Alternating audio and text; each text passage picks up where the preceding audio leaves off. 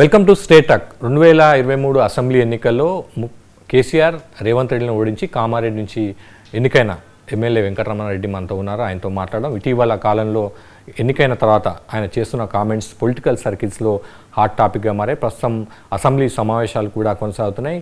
ఎటువంటి ఆలోచన విధానాలతో ముందుకు వెళ్తున్నారు, కామారెడ్డి నియోజకవర్గ అభివృద్ధిపై ఇప్పటి వరకు ఎటువంటి అడుగులు వేశారు, రానున్న రోజుల్లో ఎటువంటి కార్యక్రమాలు చేపట్టాలనుకుంటారో ఆయన అడిగి తెలుసుకునే ప్రయత్నం. సార్ నమస్కారం. వెంకటరమణ ఎమ్మెల్యేగా ఎన్నికయ్యారు, ఏడాది కాలం ముగిసింది. ఎట్లా ఉంది జర్నీ? ఎంజాయ్ చేస్తున్నారా? ఎమ్మెల్యే పదిని బరువుగా అనిపిస్తుందా లేకపోతే బాధ్యతగానే అనిపిస్తుందా? బరువుగా ఎందుకు ఉంటుందండి? కోరి తెచ్చుకున్న పదవి, కష్టపడి గెలిచిన పదవి, అట్టిగా బరువు ఎందుకు ఉంటుంది? కానీ బాధ్యతగానే ఉన్నాము, బాధ్యతగానే పనిచేయాలనేది ఆలోచన చేశాం. ఫస్ట్ నియోజకవర్గంలో ఒక ప్రశాంతతనైతే ఏర్పడాలి. రాజకీయ కక్షలు, కార్పణ్యాలు లేకుండా, సెటిల్మెంట్లు, కబ్జాలు, బెదిరింపులు ఇవన్నీ లేకుండా, కేసులు, పంచాయతీలు ఇవన్నీ లేకుండా ఉండాలని కోరుకొని ఆ దిశగా చేయడం జరిగింది. ఇప్పుడైతే ఖచ్చితంగా ఎక్కడ కూడా అరాచకాలు అయితే లేవు. ఎక్కడ భూములు కబ్జా చేయడము, సెటిల్మెంట్ చేయడము, లేని వాళ్ళని బెదిరియడము, దొంగ డాక్యుమెంట్లు సృష్టించడము ఇలాంటివి అయితే మొత్తం మానిపోయింది. కామారెడ్డిలో హైదరాబాద్ తర్వాత హైయెస్ట్ రియల్ ఎస్టేట్ నడిచేది కామారెడ్డిలోనే నడిచేది. దాంతో ఇవన్నీ అరాచకాలు స్టార్ట్ అయిపోయి కోట్లలో ఎకరాలు అయ్యేసరికి అక్కడ కూడా ఇబ్బంది పెట్టడం జరిగింది. సరే, ఎవరు ఏం చేసిండ్రు అనేది గతంలో ఉన్న విషయం. ఇప్పుడు ప్రస్తుతానికి మాత్రం ఎక్కడ కూడా ఎటువంటి గొడవలు లేవు. ఈవెన్ పోలీస్ స్టేషన్లలో కూడా కేసులు తగ్గిపోయే ఉన్నాయి. ఎక్కడ కూడా అందరూ కూడా ప్రశాంతంగానే ఉన్నారు. ఫ్లెక్సీలు కట్టడము, కాన్వాయిలు ఇవ్వడము, 10-20 బండ్లు, 30-40-50 బండ్లు వేసుకొని పోవడం ఇలాంటిది ఏమీ లేదు. ఒక్కడనే వెళ్తాం, ఒకటే బండి వెళ్తాము, పని చేసుకుంటాము, ఎక్కడైనా పని ఉంటే మాట్లాడతాం, వస్తాము, ఏది ఉన్నా కానీ చేస్తాము. ఏదైతే నేను మాట ఇచ్చినాం అంటే రైతు కళ్ళాలు, రైతు సేవా కేంద్రం, వాటి గురించి బరువు అయింది అనేది దాని గురించి మీకు అది బరువు కావాలి. 150 కోట్ల సొంత నిధులతో చేస్తా అన్నారు. అది ఇష్టం ఉన్నది ఏది బరువు కాదు. మనస్ఫూర్తిగా మాట్లాడిన మాట ఏది బరువు కాదు. ఇష్టమున్న పని ఏది బరువు కాదు. ఆలోచన విధానము నాకు కావాలి అనుకున్నప్పుడు రాకపోతే అసంతృప్తి, నేను ఇవ్వాలని అనుకున్నప్పుడు అది అసంతృప్తి అని లేదు.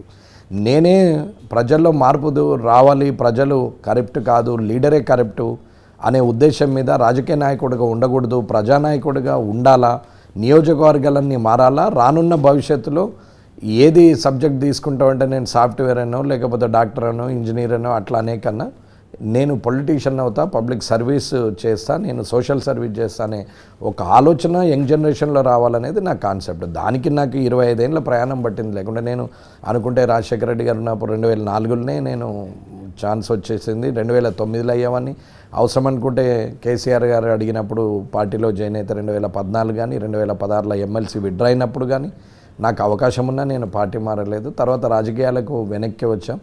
తిరిగి మళ్ళీ 2017లో ఆలోచన చేసి 18లో బీజేపీలో జాయిన్ అయ్యి 23 టాస్క్ పెట్టుకొని ప్రజల్లో మార్పు తీసుకొని వచ్చి వితౌట్ బ్రైబు ప్రజలు ఓటేయాలనే కోరుకున్నాం. 100% నన్ను మహాదిగ్గజాల మీద, 2 పెద్దవాళ్ళ మీద, మాస్ అపియరెన్స్ ఉన్న వాళ్ళ మీద, 2 పార్టీల అధినేతల మీద, కాబోయే ముఖ్యమంత్రి ఆల్రెడీ ఉన్న ముఖ్యమంత్రి అని తెలిసినా ఆ 2 పార్టీల్లో ఏది గెలిచినా ఇందులో నుంచే ముఖ్యమంత్రి అవుతారని తెలిసినా కామారెడ్డి ప్రజలు నన్ను నమ్మి ఓటేసిరు. చూడండి, అక్కడ నాన్ కరప్టెడ్ ఓటర్ అనేది ప్రూవ్ చేయగలిగినాం. 100% ఈ మార్పు మిగతా నియోజకవర్గాల్లో కూడా జరుగుతుంది. అందరు అనుకుంటారు డబ్బు మద్యం వేస్తే ప్రజల్ని మభ్యపెట్టి రాత్రికి రాత్రి ఓట్లు కొట్టేయచ్చు అంటారు. అన్న ఏదన్నా పెట్టు, నిన్ను నమ్మాలి. ఫస్ట్ నిన్ను నమ్మేటట్టు ఉండాలి. నీ భజన పరులు ఎట్లాగూ భజన చేస్తారు, పక్కపంటున్నవాడు ఎట్లాగో అన్న వా సూపర్ అన్నా, నువ్వు మస్తున్నావన్నా, నువ్వు తోపన్నా, నీ అంత టోడే లేడన్నా, నువ్వు చాలా బాగా మాట్లాడినావన్నా, నత్తి మాట్లాడినా, మాట రాకున్నా, మా అసందర్భ ప్రలాపనలు చేసిన, అనవసరమైన ప్రేలాపనలు చేసిన, పరుష పదజాలం వాడిన, అన్న నువ్వు మస్తు మాట్లాడినవంటాడు పక్కన ఉన్నప్పుడు జనం ఏమనుకుంటున్నారు అనేది ముఖ్యం. ఎట్లాగూ ఎవరి కుటుంబంలో వారు అందంగానే కనపడతారు, దాంట్లో ఏం తప్పు. మిమ్మల్ని నమ్మి ఓటు వేసిన కామారెడ్డి ప్రజలు మీరు అన్నట్టుగా మిమ్మల్ని నమ్మి ఓటేశారు. కీలకమైన 4-5 హామీలు ఇచ్చారు. ఆ 4-5 హామీల్లో ఎంతవరకు వచ్చింది సార్? అంటే ప్రాసెస్ మొదలైందా? అసలు చేసే అవకాశం కనిపిస్తుందా?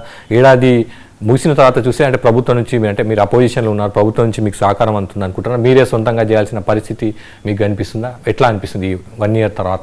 నేను ఆ రోజైనా నేను మా ప్రభుత్వం వస్తుందని ఎక్కడా నేను ప్రజల్లో చెప్పలేదు. నేను గెలిస్తే ఈ పని చేస్తా అని చెప్పాను. నాకు భవిష్యత్తు క్లియర్గా కనపడుతున్నది. వేరే పార్టీ ఉంటుంది, నేను ఎట్లాగో అడ్జస్ట్ గాను, ఖచ్చితంగా నాకు సహకరించినప్పుడు నేనేం చేయాలని అనుకున్నాం, సొంత ఎజెండానే పెట్టినాం. నేను దానికి ఇప్పుడు రెడీమిక్స్ ప్లాంట్ వేసినాం. ఇంకొక వారం 10 రోజుల్లో కల్లాలు స్టార్ట్ అవుతుంది. ఒక బండ్లు లేట్ కావడం వల్ల ఆగింది. సరే, రాజకీయ ఇబ్బందులు ఉంటాయి. ప్రభుత్వ భూములు, అసైన్మెంట్ భూములలో ఎట్లా ఇస్తాడు కల్లాలో అది ఇది అని అంటుంటారు. వాటికి ఆబ్జెక్షన్ చెప్తున్నారు. అసైన్డ్ భూములలో కల్లాలు వేస్తే ప్రజలకు ఉపయోగపడుతుంది, కానీ కరెంట్ కనెక్షన్ కావాలంటే దానికి అలాట్మెంట్ ఉండాలని ఎలక్ట్రిసిటీ వాళ్ళు అంటున్నారు. సరే, ఎన్నో అవరోధాలు వస్తూ ఉంటాయి. ఒకటి సాల్వ్ చేసుకుంటూ పోతాం. మొదలైతే కళ్ళం వేసేస్తాం, తర్వాత బోరు మోటార్ వేసిన తర్వాత కరెంట్ కనెక్షన్ వస్తుందా రాదా దాని ప్రయత్నం దాన్ని చేద్దాం. ఇవాళనే రాదు కాదు అని ఇంట్లో కూర్చుంటే కాదు కదండి. అందుకే రెడీమిక్స్ ప్లాంట్ వేసినాం. ఎందుకంటే సుమారు 50 కోట్లు ఓన్లీ కల్లాలకే అవుతుంది. కాబట్టి రెడీమిక్స్ ప్లాంట్ ఒక 4-5 కోట్లతో రెడీమిక్స్ ప్లాంట్ వేసాము. ఇప్పుడు వెహికల్స్ వస్తున్నాయి. ఒక 5 వెహికల్స్ తీసుకుంటున్నాం ట్రాన్స్పోర్ట్ కోసం. అవి ఇంకొక 10-12 రోజుల్లో వస్తాయి. నాకు తెలిసి సంక్రాంతి లోపల ప్రతి మండలంలో ఒక 3-4 కల్లాలు ఖచ్చితంగా పడతాయి. కంటిన్యూ చేసేస్తాం, కల్లాలు కంప్లీట్ చేస్తాం. నెక్స్ట్ ఈ దసరాకి స్కిల్ డెవలప్మెంట్ అంటే రైతు సేవా కేంద్రంతో పాటు అక్కడ స్కిల్ డెవలప్మెంట్ సెంటర్లు పెడతామని చెప్పినాం. సో ఈ దసరాకి ఆ ఊర్లో చదువుకొని కష్టపడి ఆ స్కూల్లో చదువుకొని ఆ ఊర్లోనే పుట్టి పెరిగినటువంటి వ్యక్తులు విదేశాల్లో ఉన్నారు, ఎన్ఆర్ఐలుగా ఉన్నారు, సాఫ్ట్వేర్ ఇంజనీర్లుగా ఉన్నారు, మంచి ప్యాకేజ్తో ఉన్న వాళ్ళు ఉన్నారు. కొందరు ఇక్కడే సాఫ్ట్వేర్ ఇంజనీర్లుగా ఇక్కడే మంచి ప్యాకేజ్తో ఇండియాలో పనిచేస్తున్న వాళ్ళు ఉన్నారు. అలాగే వ్యాపారం చేస్తూ మంచి ఆర్థిక స్తోమత కలిగిన వాళ్ళు ఉన్నారు. అలాగే అక్కడే ఉండి ఆర్థికంగా నిలబడ్డ వాళ్ళు ఉన్నారు. వీళ్ళందరినీ కూడా ఈ వచ్చే దసరాకి కోఆర్డినేట్ చేసి వీళ్ళందరినీ కూడా ఒక జూమ్ కాల్కి తీసుకొచ్చి ప్రాక్టికల్గా విలేజ్లో కలిసిన వాళ్ళను ఒక దగ్గర కూర్చుండబెట్టి ఒక స్క్రీన్ను పెట్టి జూమ్ కన్వర్షన్ చేసి వాళ్ళతో మాట్లాడి స్కిల్ డెవలప్మెంట్ అండ్ రైతు సేవా కేంద్రాలు స్టార్ట్ చేద్దామనేది ఒక ఆలోచన. ఏమీ లేదు,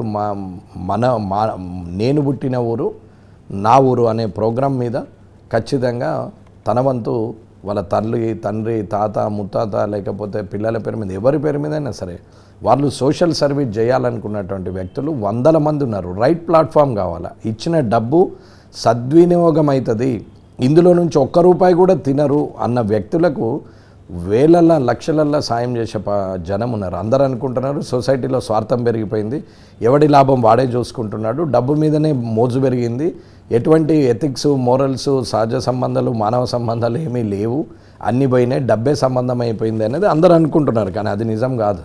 అది ఒకరన్నారని ఇద్దరు అన్నారని 100 అన్నారని 1000 అన్నారని 10,000గా సమాజం మొత్తం అట్లనే ఉంది అని అంటే ఇవాళ నేను గెలిచినాము, సమాజం అట్లా లేదు, వితౌట్ బ్రైబ్తోనే గెలిచినాము అని అంటే ప్రజలు కూడా ఓటేయాలంటే ఆలోచిస్తున్నారు అనేది నిదర్శనం. అట్లాగే ఇవాళ వాళ్ళందరితో సహాయ సహకారాలు తీసుకొని చేస్తామనేది ఒక ఆలోచన.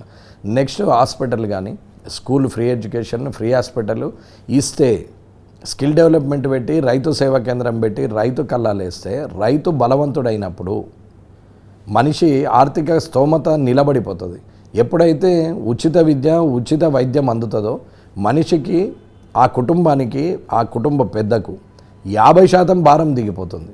ఇవాళ నేను ఒక 50,000 సంపాదిస్తున్నా అంటే నా పిల్లల చదువులకి నా హాస్పిటల్లకే డబ్బులు ఎక్కువ పోయే అవకాశం ఉంది. కాబట్టి అది గిన్న ఫ్రీ ఇస్తే ఏ ఫ్రీలు అవసరం లేదు, ఉచిత విద్య ఉచిత వైద్యం అందుతుంది. లేదా ఇప్పుడు ఉన్నది కదా అని కొందరు మూర్ఖులు అంటారు, కాదని నేను అంటలేను. గవర్నమెంట్ హాస్పిటల్ ఉంది కదా, గవర్నమెంట్ స్కూల్ ఉంది కదా, ఈ నీతి ఎవడైతే చెప్తాడో వాడి పిల్లలు అక్కడ చదవడు. కానీ అక్కడ చదివేటట్టు చేయాలంటే కార్పొరేట్ స్టైల్లో వీళ్ళను మానేపించి అక్కడనే ప్రైవేటీకరణ తీసేసి అక్కడ గవర్నమెంటే టేక్ ఓవర్ చేయాలా. చేసినప్పుడు ఖచ్చితంగా సాధ్యమవుతుంది. స్కూల్ సిస్టమ్ చెప్తాము. స్కూలు లక్షలల్లో ఫీజు 2 లక్షలు 3 లక్షలు 4 లక్షలు ఎల్కేజీ యూకేజీకి. ఎల్కేజీలో యూకేజీలో అడ్మిషన్ కావాలంటే పేరెంట్స్కు టెస్టులు, డొనేషన్లు 6, 7, 8 లక్షలు ఉన్నటువంటి స్కూళ్ళు కూడా ఉన్నాయి. ఏం చెప్తారండి? బంగారు పెన్సిల్ ఇస్తారా, బంగారు బోర్డు మీద రాస్తారా? చేయలేకుంటే చెప్పే ఉపాధ్యాయులు ఎక్కడో చదువుకొని వచ్చిర్రా, ఇక్కడే చదివిరా వాళ్ళు. మరి వాళ్ళ చదువుకి ఎంత ఖర్చు అయి ఉంటుంది? పోనీ వాళ్ళ జీతాలన్నా ఎన్ని ఉన్నాయి? గవర్నమెంట్ జీతాలేమో 1,00,000, ప్రైవేట్ దాంట్లో జీతాలేమో 20,000. 20,000 జీతాలు ఉన్న దగ్గర 5 లక్షల ఫీజు, లక్షల జీతాలు ఉన్న దగ్గరనేమో విద్యార్థులు ఉండరు, ఇన్ఫ్రాస్ట్రక్చర్ ఉండదు. ఇది ప్రభుత్వం. ఇది మార్చిన రోజు ఖచ్చితంగా గవర్నమెంట్ స్కూల్లో మార్పులు వస్తాయి. ఇప్పటికీ నన్ను చూసి వీడియోలు చూసి ఇవాళ ఖమ్మంను దగ్గర ఒక ఆడపిల్లలు 3 అమెరికాలో ఉంటారు. ఒకరు ఆంధ్ర బార్డర్లో ఉంటారు, ఇంకా 2 ఖమ్మం మన తెలంగాణ బార్డర్లో ఉంటారు. బట్ ఖమ్మం వాళ్ళ కొంచెం అక్కడ మండలాలు పోయినా కాబట్టి ఆ బార్డర్ ఈ బార్డర్ వీళ్ళంతా 3 అక్కడ ఉంటారు. ఆ 3 ఈ వీడియో చూసి ఒక స్కూల్కి 5 lakhs స్పాన్సర్ చేశారు. ఏం డబ్బులు చేయొద్దు అని చెప్పినాం, ఎవరికైనా డబ్బులు చేయొద్దు, ఎక్విప్మెంట్స్ పర్చేజ్ చేసి పంపించాలంతే. వాళ్ళు అన్ని కంప్యూటర్స్ పంపించారు, కొత్తవి కంప్యూటర్లు వచ్చినాయి కదా, అవి ఎక్కడ పెడదామని అంటే స్కూల్లో పేరెంట్ టేబుల్ కొనిచ్చాడు. టేబుల్ వచ్చినాయి కదా, కుర్చీలు లేవని అంటే మాట్లాడేటప్పుడు ఇంకో పేరెంట్ పోయి ఆయనతో ఒక 25 కుర్చీలు కొనుక్కొని వచ్చాడు. That is the inspiration. ఒకరిని చూసి ఒకరు ఎక్కడ ఖమ్మము, ఎక్కడ ఆడపిల్లలు, వారికి మనకేం సంబంధము, పల్వంచ హై స్కూల్కు వాళ్ళు ఇచ్చారు, అక్కడి నుంచి అమెరికా, అసలు వాళ్ళకు మనకు ముఖపరిచయము లేదు, ఖాళీ మీడియా సాధనం ద్వారా జరిగినటువంటి మార్పు. ఈ మార్పుతో కనీసం 7-8 స్కూళ్ళల్లో ఇలాంటి పనులు వేరే వాళ్ళు చేస్తూ వేరు. సుదూర ప్రాంతములే ఇక్కడి ప్రాంతానికి పరిచయం లేని వ్యక్తులే చేసినప్పుడు ఇదే ఊర్లో పుట్టినటువంటి వ్యక్తులు ఎందుకు చేయరు? చేస్తారు, కానీ వాళ్ళకి అది కమ్యూనికేట్ కావట్లేదు. అదే ప్రయత్నం నేను చేస్తున్నాం. కాబట్టి ఉచిత విద్య, ఉచిత వైద్యం అందిన రోజు 100కు 100% ఏది అవసరం లేదు. స్కిల్ డెవలప్మెంట్ ఉంది, ఆడపిల్ల ఉంది, దురదృష్టం ఆమెకు అదృష్టం లేదు, భర్త చనిపోయాడు, 2 పిల్లలు ఉన్నారు, విడో పెన్షన్ ఇస్తారు. ఆమె బిచ్చపామైనా? బిచ్చం ఎందుకు వేసినట్టు? నెలకు 2,000 నువ్వు ఎందుకు వేస్తావు? ఎవరి సొమ్మది? నెలకు 2,000తో 2 పిల్లల్ని పెంచాలా, చదివియాలా, బతకాలా? అవుతుందా? కాదు కదా. మరి అటువంటిప్పుడు ఏం చేయాలి? స్కిల్ డెవలప్మెంట్లో ఆమెకు స్కిల్ నేర్పించి మరి బొటిక్ పెట్టించడమో, లేకుంటే ఎంబ్రాయిడరో, హెమ్మింగో, లేకపోతే కటింగో, స్టిచ్చింగో, లేకపోతే ఇంకా ఆర్టింగో ఏదో ఒకటి నేర్పిస్తే 100 ఉన్నాయి. మొగోళ్ళైనా ఆడోళ్ళైనా ఇవాళ అన్ని వర్కులు అందరూ చేయొచ్చు. ఇవాళ పోలీసులు ఆడోళ్ళు లేరా? సెక్యూరిటీలు ఆడోళ్ళు లేరా? టోల్గేట్లు ఆడోళ్ళు లేరా? మరి నైట్ డ్యూటీలు చేస్తలేరా? కంపెనీలలో ఆడోళ్ళు లేరా? పోతున్నారు కదా. ఒక వ్యక్తికి ఆ ఆలోచన తీసుకొచ్చి నా కాళ్ళ మీద నేను నిలబడాలి అని చెప్పి ఫైనాన్షియల్గా గవర్నమెంట్ ద్వారా 1,00,000, 2, 3 లక్షలు ఎక్విప్మెంట్ సాయం చేయగలిగితే ఆమె వీటి మీద సంపాదించుకొని పిల్లల్ని చదివించుకుంటుంది. ఎట్లాగో గవర్నమెంట్ స్కూల్ ఉంటుంది కాబట్టి, హాస్పిటల్ ఉంది, గవర్నమెంట్దే ఉంటుంది కాబట్టి, భోజనానికి ఇబ్బంది లేదు, సంపాదిస్తున్నది కాబట్టి ఇంకా 10 మందికి జీతాలు ఇవ్వగలుగుతుంది, ఉపాధి ఇవ్వగలుగుతుంది. ఇది ఆలోచించాలా. దట్ ఈస్ అది ప్రోగ్రామ్ చేయాలి. కానీ ఏమైంది, భర్త చనిపోయినా రాయి 2,000 అయిపోయి, ఒంటరి మహిళన ఇచ్చేయి 2,000. ఏంటది? రైతు భరోసా ఏంటది?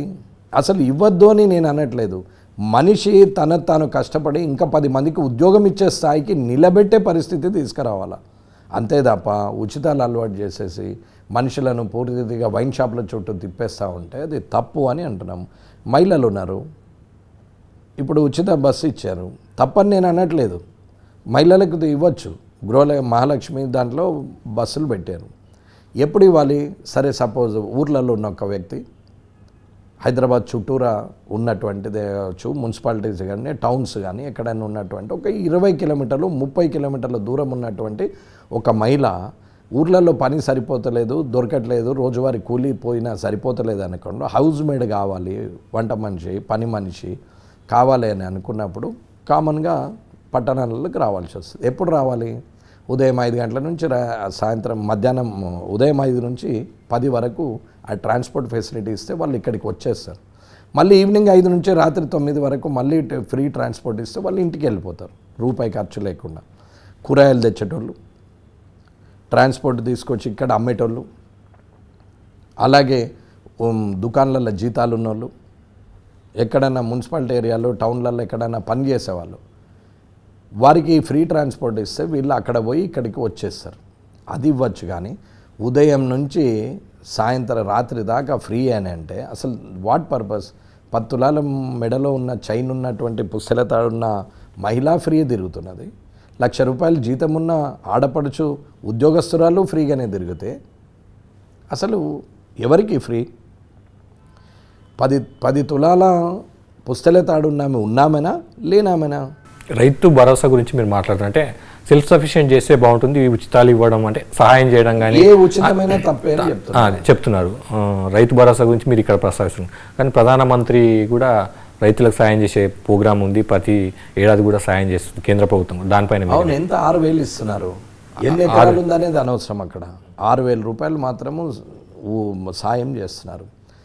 ఇది ఏమవుతున్నది?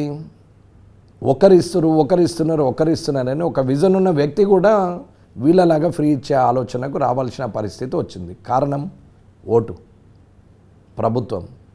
నేనుంటేనే కదా ప్రభుత్వాన్ని నడిపేది, నేనుంటేనే కదా ప్రజలకు మంచి చేసేది అని అనుకున్నప్పుడు కొంచెం దిగాల్సిన పరిస్థితి వచ్చేసినట్టున్నారు.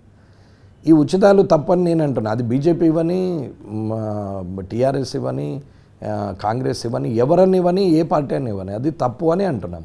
దానికి బీజేపీ ఎగ్జామ్షను లేకుంటే నా పార్టీ కాబట్టి నేను ఎగ్జామ్షను అట్లాంటిది ఏం లేదు. నేను క్లియర్గానే చెప్తాను.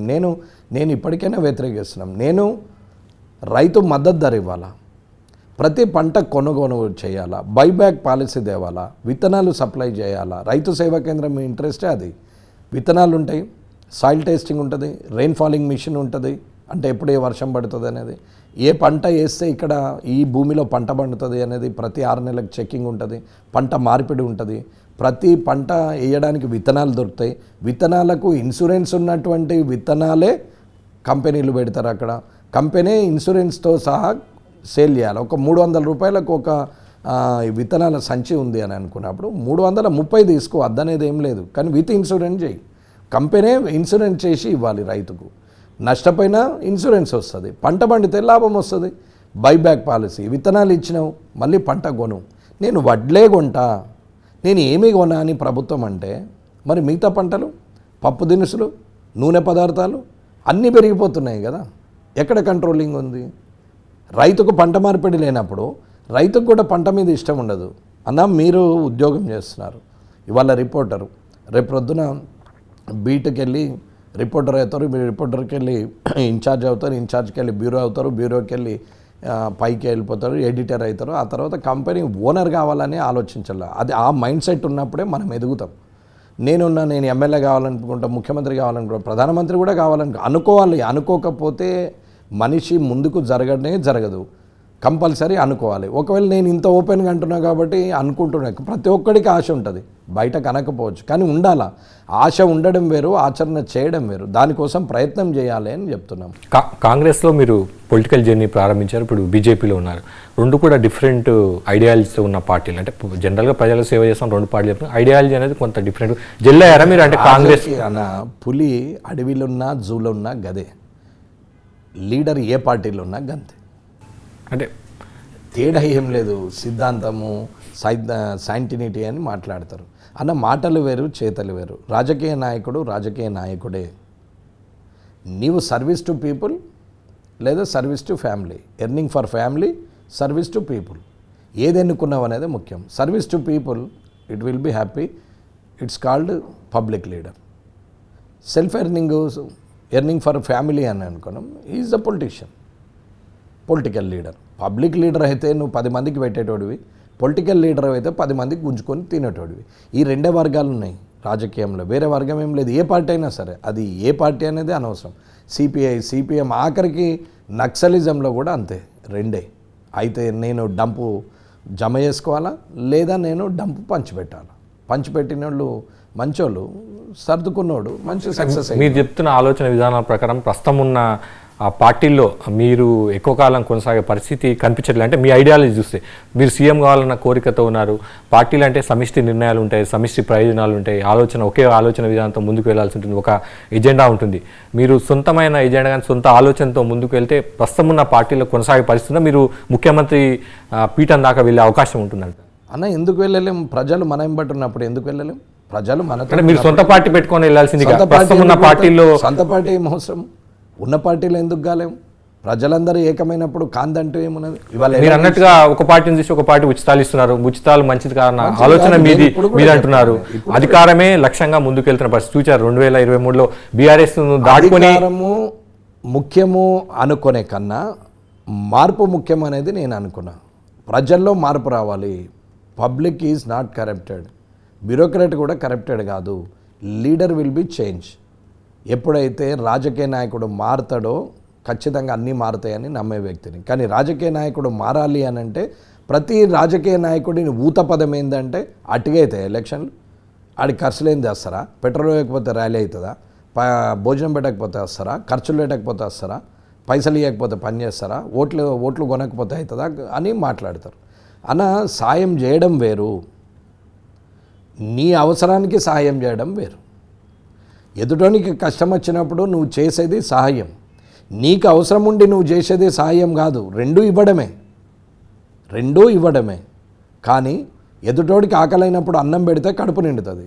నీ ఇంట్లో లగ్గం పెట్టుకొని 10 రకాల భోజనాలు పెట్టి పిలిస్తే నీ అవసరం అది. వాడి ఆకలి కోసం రాలే, నువ్వు పిలిస్తే వచ్చిండు.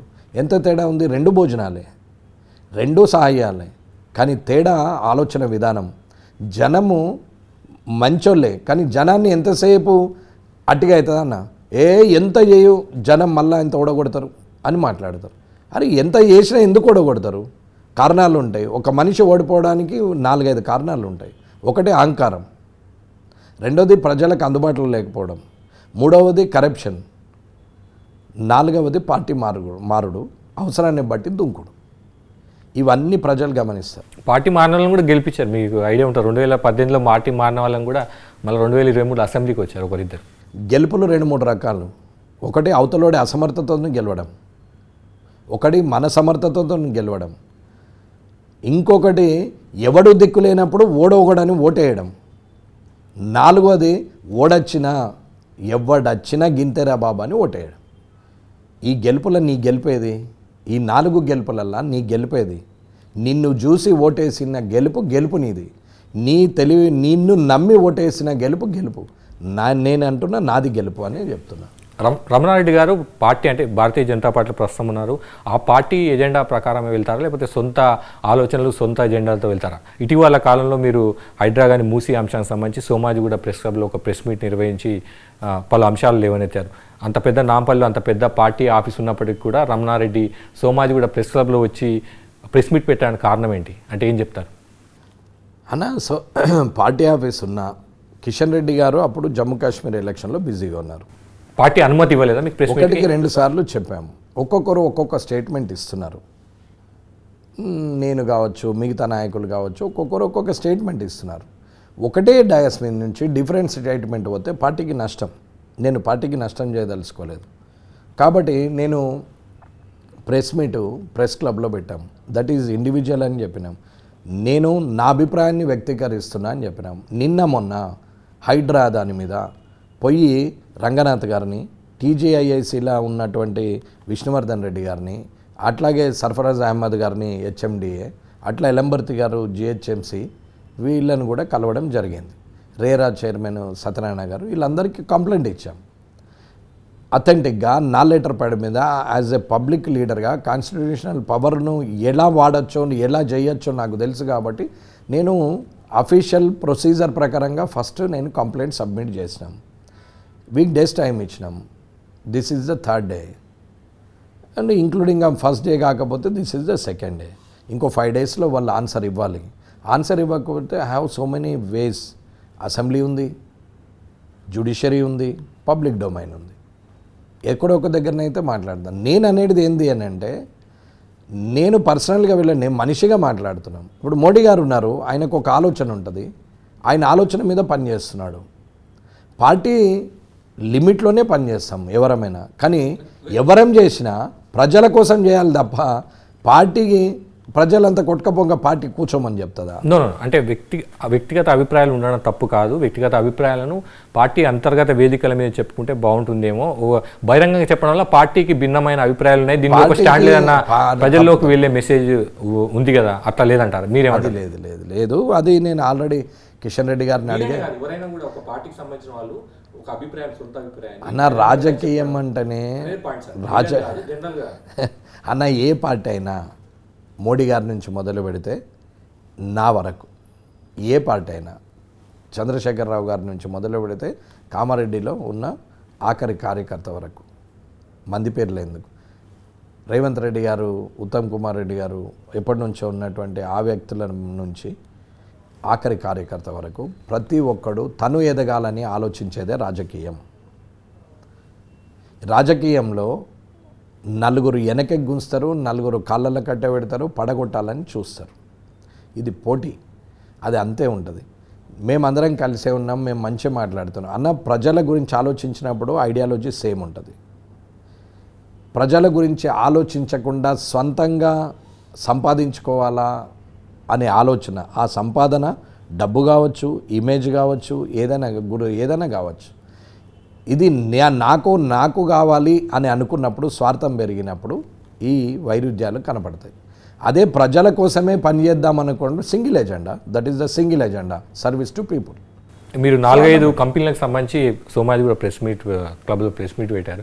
పార్టీ వేదిక పైన పెడితే వేరే రకంగా చర్చ జరిగేదేమో, కానీ ప్రెస్ క్లబ్లో పెట్టడం ద్వారా రమణారెడ్డి కూడా ఒక సొంత ఎజెండా ఉంది, ఒక రకమైన బ్లాక్మెయిలింగ్కి ఏమైనా ప్రయత్నాలు మొదలుపెట్టారా? సోమాజి కూడా ప్రెస్ క్లబ్లో పెట్టి కొన్ని కంపెనీలను టార్గెట్ చేస్తూ ఆధారాలు ఉన్నాయి, తప్పు చేసి ఉంటారు, ఓకే, కానీ ఆ ఆలోచనతోనే ముందుకు వెళ్తున్నారన్న చర్చ కూడా జరిగింది పొలిటికల్ సెక్టర్. దీనిపైన బ్లాక్మెయిల్ చేయాలంటే డాటా తీసుకొని కంపెనీకి పంపచ్చు. కంపెనీ వాళ్ళు తెలియని వాళ్ళు గారు, ఎక్కడ ఉంటారో తెలియంది కాదు, వాళ్ళకు ఏజెంట్స్ ఉంటారు, కన్సల్టెంట్స్ ఉంటారు, లీగల్ సెల్ ఉంటుంది, వారికి అన్ని రకాల వింగ్స్ ఉంటాయి. ఎవరికి ఫోన్ చేసి చెప్పి, బాబు నా దగ్గర ఈ ఆధారం ఉంది, నేను రేపు పొద్దున ప్రెస్ మీట్కి పెడుతున్నా, ఈ లోపల నువ్వు ఏదైనా మాట్లాడితే మాట్లాడు అని చెప్పితే మాట్లాడొచ్చు కదా. ప్రెస్ మీట్ ఎందుకు? దానికి ప్రెస్ మీట్ అవసరం లేదు. ఏం ప్రెస్లో చెప్తే ఏమన్నా ఎక్కువ వస్తాయా? ఎవడైనా దొబ్బేటోడు ప్రజల మధ్యలోకి వచ్చి దొబ్బుతాడా? మొదలే దొబ్బేస్తాడు. అట్లాంటిది ఏం లేదు. అట్లా చెయ్యాలని అనుకున్నప్పుడు నాకు ప్రెస్ అవసరం లేదు, డైరెక్ట్ కంపెనీకే మాట్లాడు. హైడ్రా మూసీ పైన బీజేపీలో భిన్నమైన అభిప్రాయాలు ఉన్నాయా? పార్టీ నాయకత్వం ముఖ్య నాయకులేమో మూసీ పైన కూల్చివేతలు వద్దు, పేదలను ఇబ్బంది పెట్టొద్దు అంటారు. కొందరేమో మూసీ ప్రక్షాళన చేయాల్సింది అంటారు. హైడ్రా విషయంలో కూడా రఘునందన్ లాంటి వాళ్ళు ఖచ్చితంగా కూల్చేయాల్సిందే, ఎవరైనా సంబంధం లేదు, సుప్రీంకోర్టు ఉత్తర్వులే ఉన్నాయంటారు.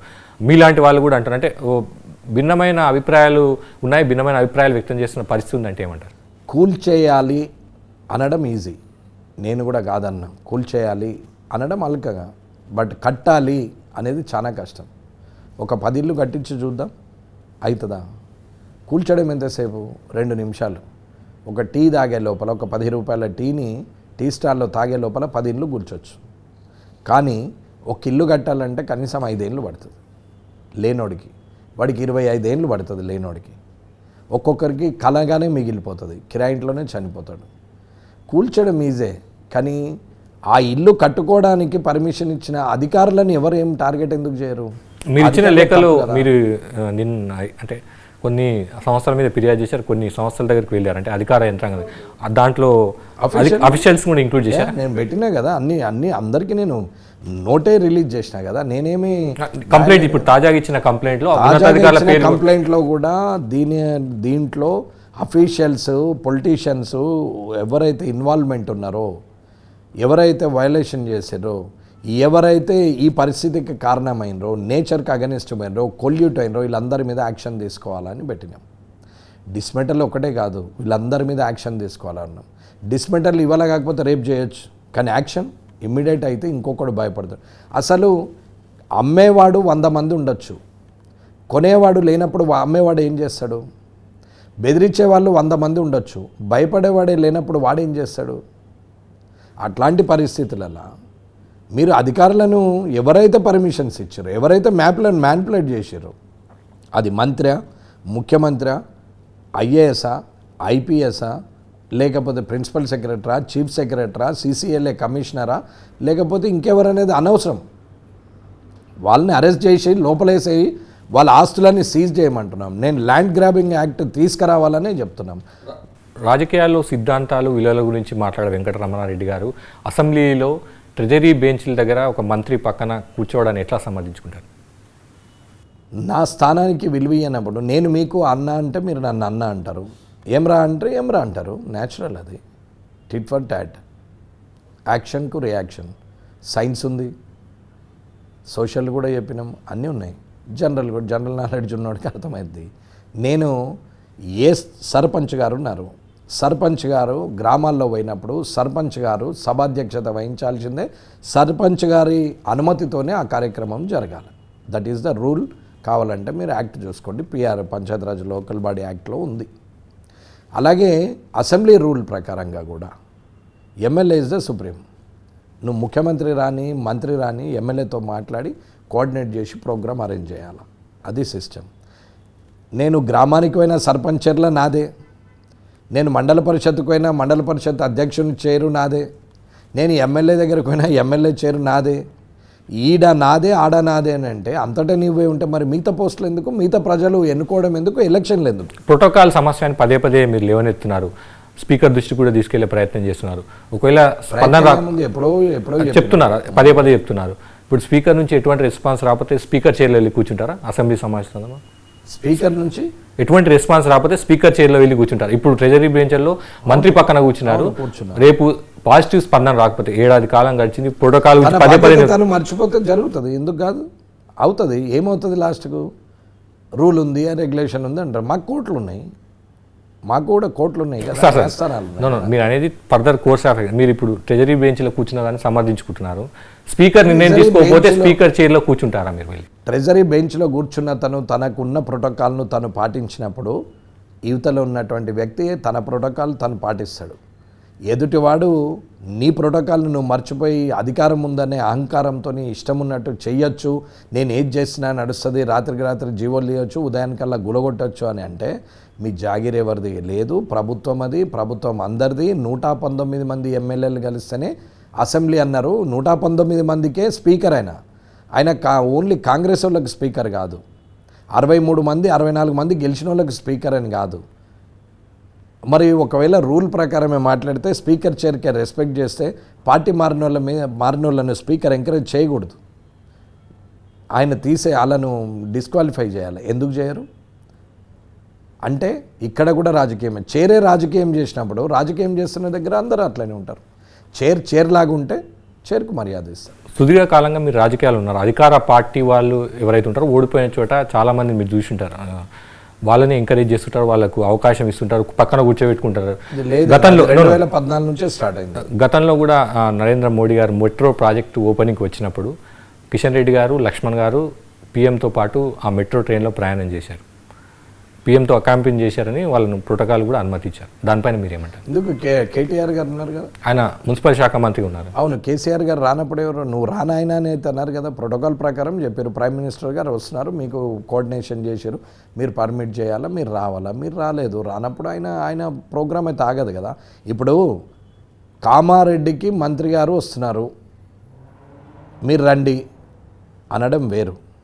కామారెడ్డికి మంత్రి గారు వస్తున్నారు, నేను రాను అని నేను అనడము వేరు.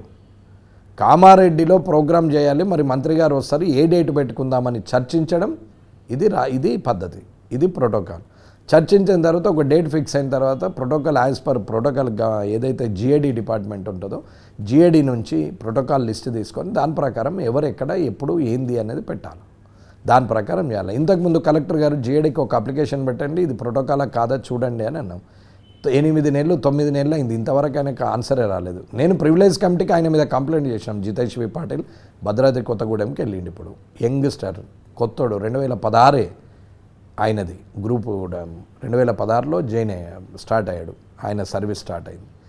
అటువంటి వ్యక్తి 8 నెలల నుంచి స్పీకర్ గారు ఏమీ అనట్లేదు. చైర్ సపోర్ట్ చేయకపోతే చైర్ ఇష్టమా? అట్లుందా?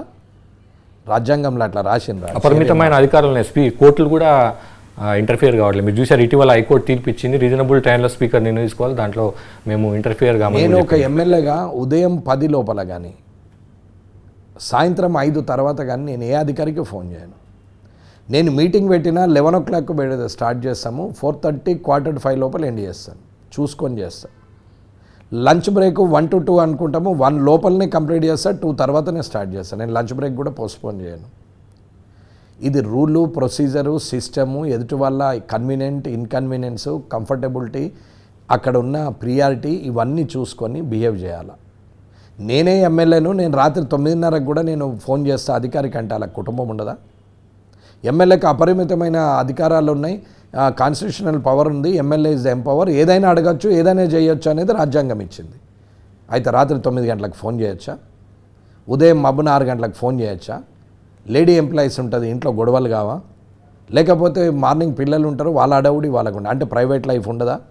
ఆ ఇంటికి ప్రైవేట్ లైఫ్ అనేది ఉండదా మేల్ ఫీమేల్కి? ఒక సిస్టంలో మనం రన్ అయినప్పుడు అహంకారంతో 24 గంటలు నేను ఎమ్మెల్యే అనుకుంటే కావచ్చు, కానీ 24 గంటలు నీకు కూడా ప్రజలు చేస్తారు. మరి నువ్వు ఫోన్ ఎత్తుతావు, నీకు 24 గంటలు ప్రజలు ఫోన్ చేస్తారు, మరి నీకెందుకు పిఏ?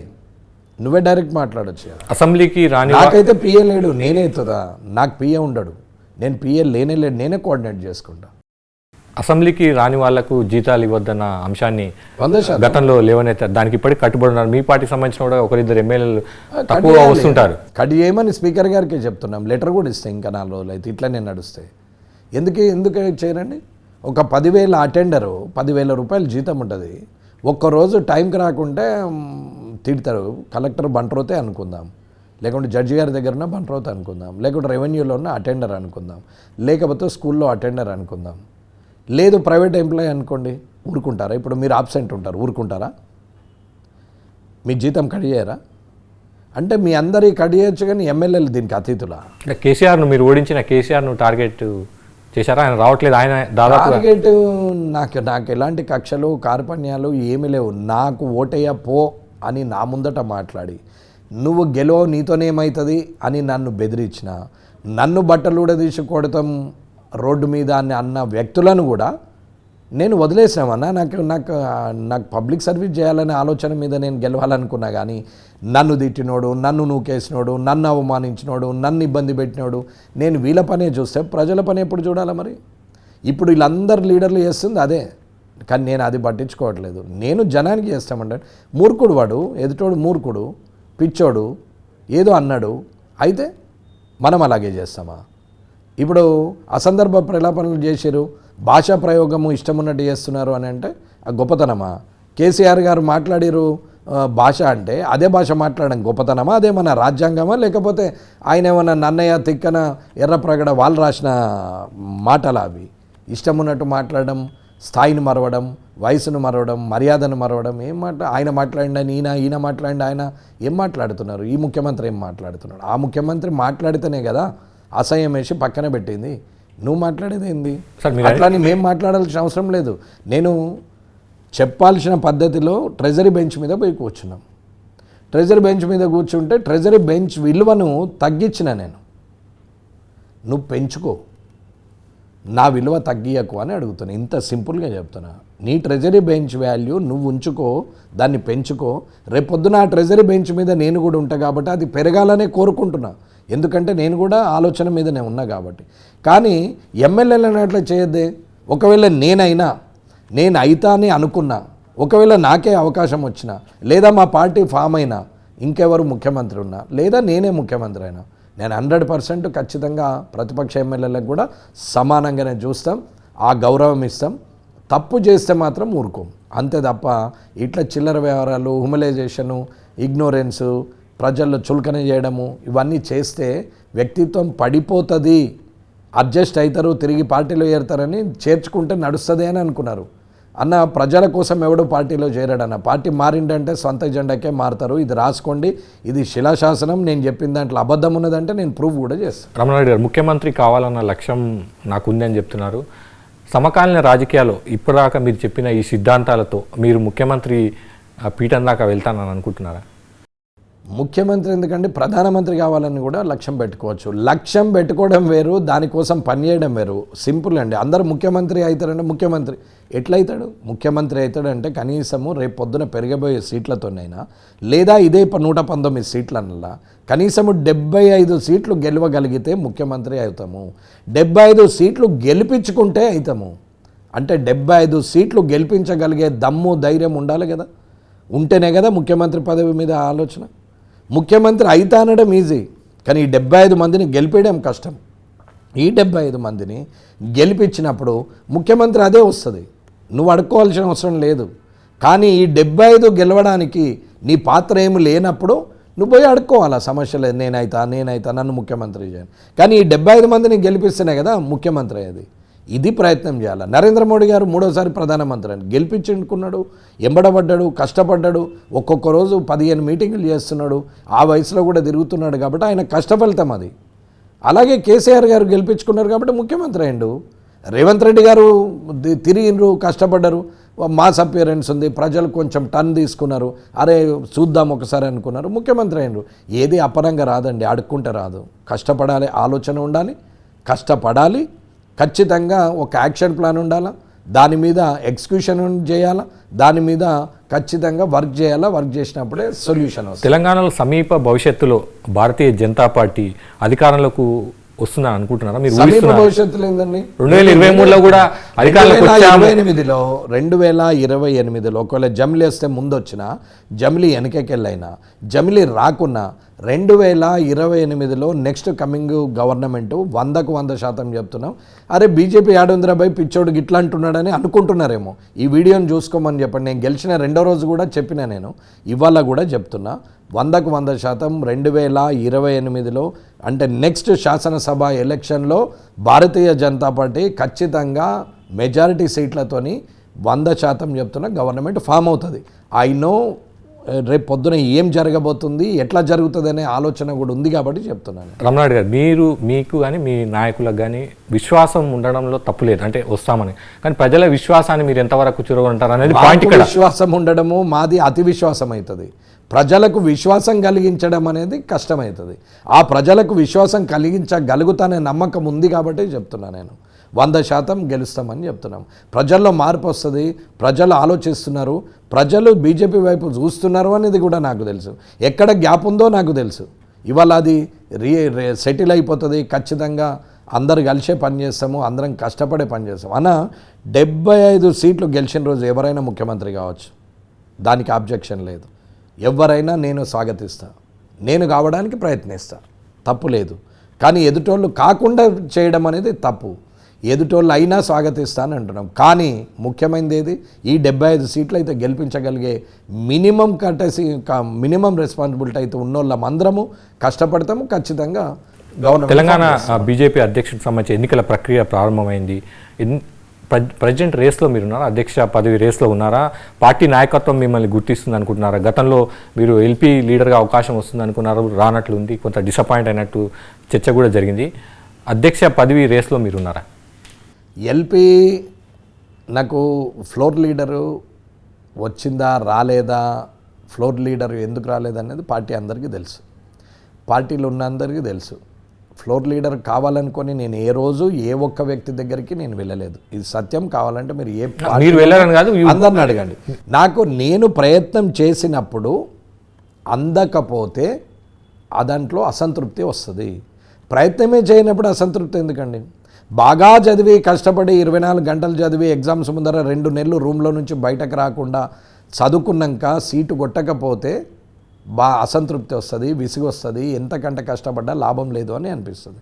చదవనోడికి ఫెయిల్ అయితే ఏముంటుంది? ఎల్పీ పదవికి పెద్ద విలువ లేదా అనుకోవచ్చు? లేదండి. అంటే దానికోసం మీరు ప్రయత్నించలేదంటే ప్రజల తరపున విపక్షంగా ఉంటే ప్రజల తరపున ఇంకా గట్టిగా మాట్లాడే అవకాశం ఉంటుంది. కామారెడ్డి ఎమ్మెల్యేగా ఉంటే కామారెడ్డి సమస్యలు జనరల్గా, ఎల్పీ నేతగా అంటే విపక్ష నేతగా ఉంటే ఇంకా కొద్దిగా ఎక్కువగా మాట్లాడే స్పేస్ ఉంటుంది కదా. మాట్లాడేవాడికి ఆడైన అవకాశం ఉంటుంది. పోస్టుతోనే మాట్లాడాలని ఏం లేదు.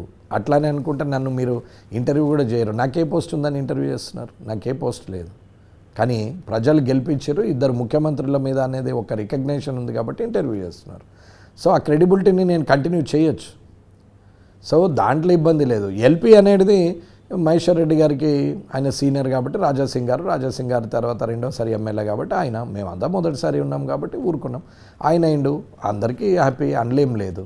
అధ్యక్ష పదవి అన్నారు, అధ్యక్ష పదవి 100% అడుగుతున్నా, చేస్తా, నాకు కావాలంటున్నాం. అట్లనే అరవింద్ గారికి వచ్చినా ఆయన దగ్గర పనిచేస్తాం, రఘునందన్ గారికి వచ్చినా ఆయన దగ్గర పనిచేస్తాం, డికే అరుణ గారికి వచ్చినా ఆయన దగ్గర పనిచేస్తాం, గొంగిడి మనోహర్ రెడ్డి గారికి వచ్చినా ఆయన దగ్గర పనిచేస్తాం, రామచంద్రరావు గారు వచ్చినా ఆయన దగ్గర పనిచేస్తాం, ఇప్పుడు ఉన్నటువంటి ఈటల రాజేందర్ గారికి వచ్చినా ఆయన దగ్గర పనిచేస్తాం. ఎవరు తెచ్చుకున్నా అన్న ఈ 75-80 సీట్లు గెలిపేయడానికి పనిచేస్తా అని చెప్తున్నా నేను. ఎవరి దిక్కొచ్చినా ఎవరికి అధ్యక్ష పదవి వచ్చినా ఈ 75-80 సీట్లు వన్ సైడ్ గెలిచేటట్టు ప్రయత్నం చేస్తా, వాళ్ళతో 24 గంటలు పనిచేస్తా, అవసరం పడితే నేను 24/7 సర్వీసు ఏది కావాలంటే చేయడానికి కూడా సిద్ధం. కొద్దిగా తెలంగాణ బీజేపీలో ఒక అప్పర్ క్యాస్ట్ షేడ్ కనిపిస్తుంది. రాష్ట్ర అధ్యక్షుడిగా కిషన్ రెడ్డి ఉన్నారు, ఎల్పీ లీడర్గా మహేశ్వర్ రెడ్డి ఉన్నారు. రెండు కీలకమైన పదవులే కదా. మరి ఇతర పక్షాలను, ఇతర కులాలను కానీ ఇతర సామాజిక వర్గాలను ఎందుకు బీజేపీ కలుపుకొని ముందుకు వెళ్ళిపోయిన వాళ్ళని ఎందుకు గుర్తించలేదు? రెండు కీలక పదవుల విషయంలో మొత్తం రెడ్డిలేస్తేనే గెలిచినా అన్న. మీరు ఇచ్చిన పదవుల గురించి నేను మాట్లాడుతున్నాను, మీరు గెలుపు గురించి మాట్లాడారు. ప్రతి దగ్గర మాట్లాడేది అదే వస్తుంది. క్యాస్ట్ అనేది ప్రతి దగ్గర ఉంటుంది. ఎడ్యుకేషన్లో ఉంటుంది, ఉద్యోగంలో ఉంటుంది, రాజకీయంలో ఉంటుంది, అన్నిట్లలో ఉంటుంది క్యాస్ట్ అనేది. ఈ క్యాస్ట్ రెడ్డి అయినంత మాత్రం రెడ్డి గెలుస్తాడా? రెడ్డిలో ఓటేస్తారా? ముదిరాజులు, మున్నూరు కాపులు, యాదవులు, పద్మశాలీలు, పెరికోళ్ళు వీళ్ళందరూ వేయరా? ఎస్సీ, ఎస్టీ, ట్రైబల్ ఎవరు వేయరా? మాలా, మాదిగా, లంబాడా వీళ్ళు వేయరా? అందరూ వేస్తారు అన్న. ఇక్కడ క్యాస్ట్తో సంబంధం లేదు, సర్వీస్తో సంబంధం. క్యాస్ట్ను చూసిన రోజులు ఎప్పుడైనా అదే సమస్య ఉంటుంది. బీసీ ముఖ్యమంత్రి అని ప్రయత్నం మేము బీజేపీ నుంచి అనౌన్స్ చేసినాం. మరి ఏమైంది? కాలే. బీసీలంతా ఏకం కాలేరు. మరి రేవంత్ రెడ్డి ఎందుకైంది అంటే రెడ్డిలు వేసిరా వాళ్ళకి? కాంగ్రెస్ వాళ్ళందరికీ రెడ్డిలు వేసిరు, బీజేపీ వాళ్ళకి వేయలేరా? మరి వేయకపోతే నేను కూడా గెలవద్దు కదా మరి అన్న. ఓటు ఇంట్రెస్ట్, తన ఇష్టం, తనకు నచ్చిన వ్యక్తికి వేస్తాడు. ఒక్కొక్క వ్యక్తి చూసే కోణం వేరు. ఆయన అనుకున్న ఆలోచనకు దగ్గరకు కనిపించిన వ్యక్తిని ఇష్టపడతారు. మీ కోణం, ఆలోచన కోణం వేరుంటుంది, ఇంకొక ఓటర్ ఆలోచన కోణం వేరుంటుంది, ఇంకొక ఆయనది వేరుంటుంది. ఒక ఆయనకు మాట్లాడిస్తే సంతోషం, ఒక ఆయనకు ముడితే సంతోషం, ఒక ఆయనకు ఆపతి ఉన్నదంటే సాయం చేస్తే సంతోషం, ఒక ఆయనకు పోతే మాట్లాడితే చాలు అనే సంతోషం. అరే మంచోడ్రా అని నలుగురు మాట్లాడితే కూడా ఓటేసేటోళ్ళు ఉన్నారు. ఒక్కొక్కరి కోణం ఒక్కొక్కటి ఉంటుంది. ఓటుకు క్యాస్ట్కు సంబంధమే లేదు. 100% చెప్తున్నాను. This is not a reservation. ఇదేమి ఓటు రిజర్వేషన్ ప్రకారంగా లేదు.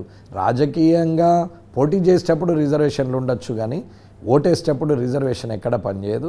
దానికి క్యాస్ట్ ఏం లేదు. ఒకవేళ అట్లా అంటే వచ్చినప్పుడు కూడా నేను పనిచేయడానికి సిద్ధంగా ఉన్నాను. ఒకవేళ నిజంగా అదే అనుకుంటే, ఇప్పుడు మహేశ్వర్ రెడ్డి గారు ఎల్పీ ఉన్నారు, బీసీకి ఇద్దాము స్టేట్ ప్రెసిడెంట్ అని అనుకున్నప్పుడు నేను ఈ 75-80 గెలవడానికి 100% 24 గంటలు నేను పనిచేయడానికి సిద్ధంగా ఉన్నానే చెప్తున్నాను కదా. Thank you Ramana. నేను చెప్పిన వాళ్ళు అంటే అందరూ కూడా ఇంచుమించు అరవింద్ గారు, నెక్స్ట్ ఈటల రాజేందర్ గారు, నెక్స్ట్ మన ఎవరు రఘునందన్ గారు, డికే అరుణ గారు, రామచంద్రరావు గారు, గొంగిడి మనోహర్, వీళ్ళు ఫార్వర్డ్, వాళ్ళు బీసీ. ఎవరికి ఇచ్చినా పని చేయడానికి సిద్ధం. 8 మందిగా అది 50 మంది అడగచ్చు. అడగడంలో తప్పు లేదు. అడగాలి, సాధించాలి, ప్రభుత్వాన్ని తేవాలి. ఇదే లక్ష్యం. థ్యాంక్ యూ రమణ గారు. అసెంబ్లీ ఎన్నికల్లో కామారెడ్డి నియోజకవర్గ ప్రజలకు ఇచ్చిన హామీలన్నింటిని కూడా నెరవేరుస్తున్న విశ్వాసాన్ని రమణారెడ్డి గారు వ్యక్తం చేస్తున్నారు. అదే సమయంలో వచ్చే అసెంబ్లీ ఎన్నికల్లో ఖచ్చితంగా తెలంగాణలో బీజేపీ అధికారంలోకి వస్తుందన్న ధీమాను కూడా ఆయన వ్యక్తం చేస్తున్నారు. ఇది ఇవాల్టి స్టేట్ టాక్. మరో గెస్ట్తో మరో స్టేట్ టాక్లో కలుద్దాం. Thank you.